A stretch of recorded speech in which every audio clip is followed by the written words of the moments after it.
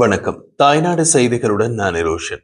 முத்தியன்கட்டுக்குளம் இடதுகரை பகுதியில் உள்ள ராணுவ முகாமில் ராணுவத்தினரால் கொல்லப்பட்டதாக கூறப்படும் இளைஞர் விவகாரம் இன்று பொதுமக்கள் மத்தியில் பதற்றத்தை ஏற்படுத்தியுள்ளதாக பார்க்கப்படுகிறது.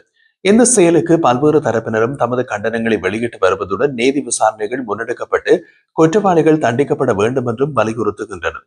இந்த நிலையில் தமிழரசு கட்சி ஒருபடி மேலே போய் நீதி விசாரணையை வலியுறுத்துவது மட்டுமல்லாமல் வடக்கு கிழக்கில் ஹர்த்தாலுக்கு அழைப்பு விடுத்து இது தொடர்பாக ஜனாதிபதிக்கு கடிதம் எழுதியுள்ளனர்.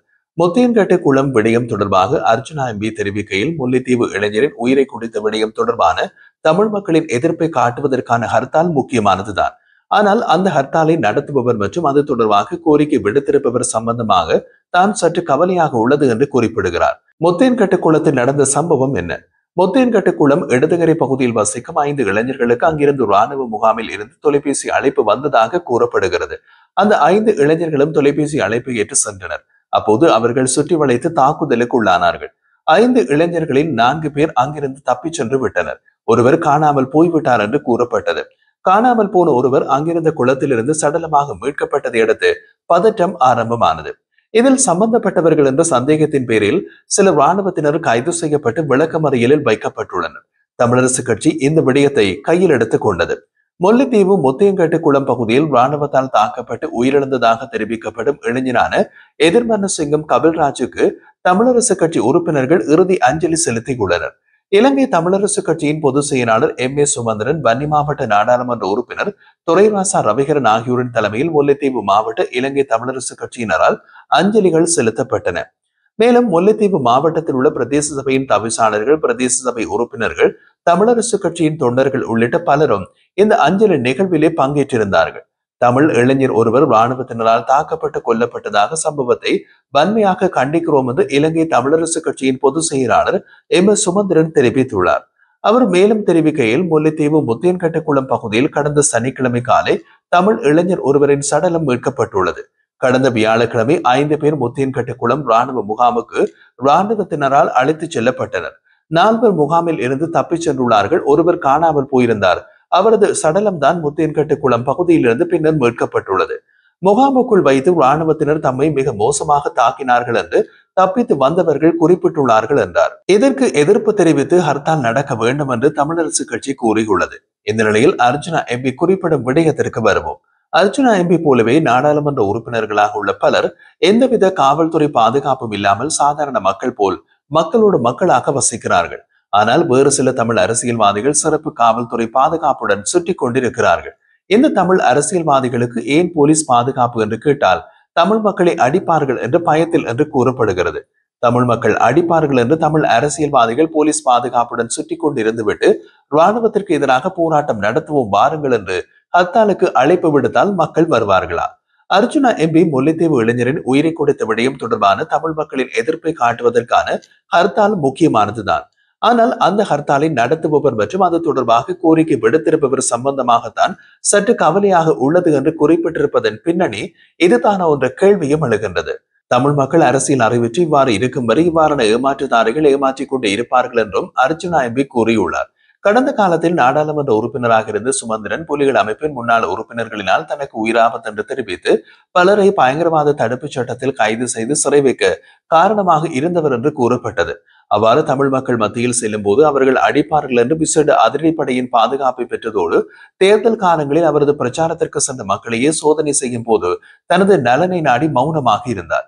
தமிழர்களால் தமக்கு அச்சுறுத்தல் என்று இராணுவ பாதுகாப்பை கூறியவர் அதே இராணுவத்தால் மக்கள் உயிருக்கு ஆபத்து என்று இராணுவத்துக்கு எதிராக கொடிபிடிப்பது எந்த வகை அரசியல் நாடகம் என்பதை அர்ஜுனா எம்பி மறைமுகமாக சுட்டிக்காட்டும் விடயம்.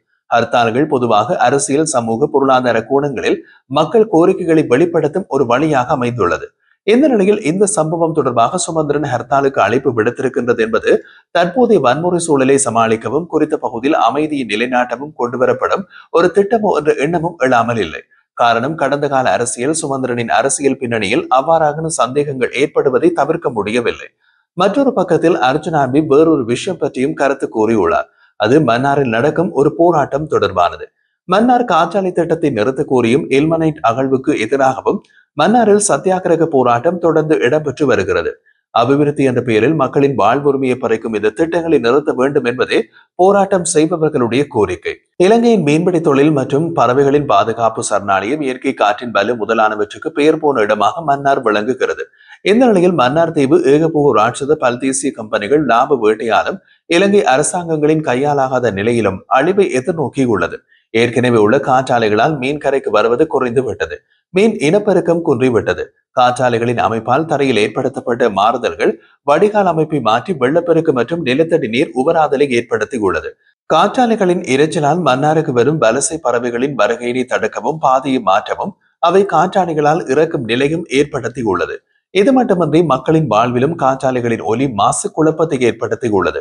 அத்துடன் மன்னார் மண்ணின் கீழ் இருக்கும் இல்மனை, தூரியம் போன்ற கனிம வளங்கள் இன்றைய நவீன விஞ்ஞான உபகரணங்கள் மற்றும் இராணுவ தேவைகளுக்காக உலக நாடுகளுக்கு தேவைப்படும் நிலையில் பெரும் லாபம் தரும் என்பதால் பல்தேசிய நிறுவனங்கள் முண்டியடிக்கின்றன என்று பிரதேச மக்கள் குற்றம் சாட்டுகின்றனர்.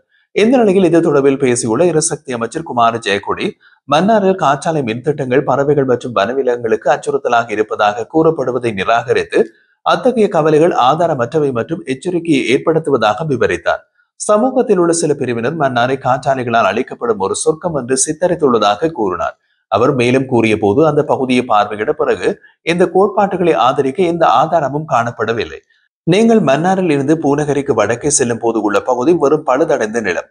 மக்கள் பறவைகளை பற்றி பேசுகிறார்கள், ஆனால் அங்கு பறவைகள் இல்லை என்று அவர் கூறினார்.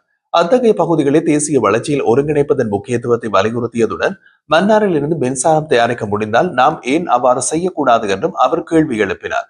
இந்த விடயம் தொடர்பாக அர்ஜுனா எம்பி அமைச்சரின் கருத்துக்கு கடும் கண்டனம் வெளியிட்டிருக்கிறார். அதாவது, தேசிய மக்கள் சக்தி அரசாங்கத்திற்கு வாக்கு போட்டவர்கள் எல்லோரும் இவர்களுடைய தம்பட்டமான பேச்சு இப்போது விளங்கி இருப்பார்கள் என்று குறிப்பிடுகிறார். மன்னார் ஒன்றும் பறவைகள் சரணாலயம் இல்லையா? மன்னார் அரசாங்கத்தின் பாவனைக்கு உதவாத அரச நிலம் என்கிறார் அமைச்சர். அடுத்த நாடாளுமன்ற அமர்வில் இது தொடர்பில் பார்த்துக் கொள்வோம் என்று எச்சரித்திருக்கிறார் அர்ஜுனா எம்பி. புலம்பெயர் தமிழர்கள் அதிக அளவில் வசிக்கும் கனடாவும் பிரிட்டனும் ஐநா மனித உரிமைகள் பேரவையின் 60வது அமர்வில் இலங்கை குறித்து புதிய தீர்மானம் முன்வைக்கப்படும் என்று அறிவித்துள்ளன. இருந்த போதிலும் இந்த தீர்மானம் முன்னைய தீர்மானங்களோடு ஒப்பிடும் போது மென்மையானதாக இருக்கும் என்று இலங்கை அரசாங்கம் எதிர்பார்ப்பதாக கொழும்பு ஆங்கில ஊடகம் ஒன்று செய்தி வெளியிட்டுள்ளது. இந்த விடயம் இலங்கை அரசாங்கத்திற்கு வாய்மொழியாக தெரிவிக்கப்பட்டுள்ளதாகவும் கூறுகின்றது அந்த ஊடகம். இதற்கு முன் இலங்கை தொடர்பான முந்தைய தீர்மானங்களை இணை அனுசரணை வழங்கிய அமெரிக்கா ஐக்கிய நாடுகளின் மனித உரிமைகள் பேரவையிலிருந்து வெளியேறியதால் இலங்கை குறித்த புதிய மையக்குழுவின் அமைப்பு மாற வாய்ப்பு உள்ளதாகவும் தெரிவிக்கப்பட்டுள்ளது. கனடா, பிரிட்டன், அமெரிக்காவுடன் முன்னைய மையக்குழுவின் ஒரு பகுதியாக இருந்த மலாவி, மொன்டினீக்ரோ, வடக்கு மெசிடோனியா ஆகியவை இந்த ஆண்டு தீர்மானத்தில் பங்கேற்காமல் போகலாம் என்றும் இலங்கை அரசாங்கம் நம்புகிறது. கடந்த ஜூன் மாதம் இலங்கைக்கு சென்ற ஐக்கிய நாடுகளின் மனித உரிமை ஆணையாளர் வோல்கர் ட்ரூக் 60வது அமர்வில் இலங்கையின் மனித உரிமைகள் நிலைமை குறித்து தனது அறிக்கையினை முன்வைக்க உள்ளார். வரைவு திட்டத்தின்படி அமர்வு தொடங்கும் நாளில், அதாவது செப்டம்பர் 8ஆம் தேதி இந்த அறிக்கை சமர்ப்பிக்கப்பட உள்ளது. ஆணையாளர் வோல்கர் ட்ரூக் ஏற்கனவே செம்மணி புதைகுழியை பார்வையிட்டு சென்றுள்ளமையினால் இலங்கை குறித்து தனது அறிக்கையை முக்கியமானதாக அந்த புதைகுழி பற்றிய விவரங்கள் இடம்பெற வாய்ப்பு உள்ளது என்றும் கூறப்படுகிறது.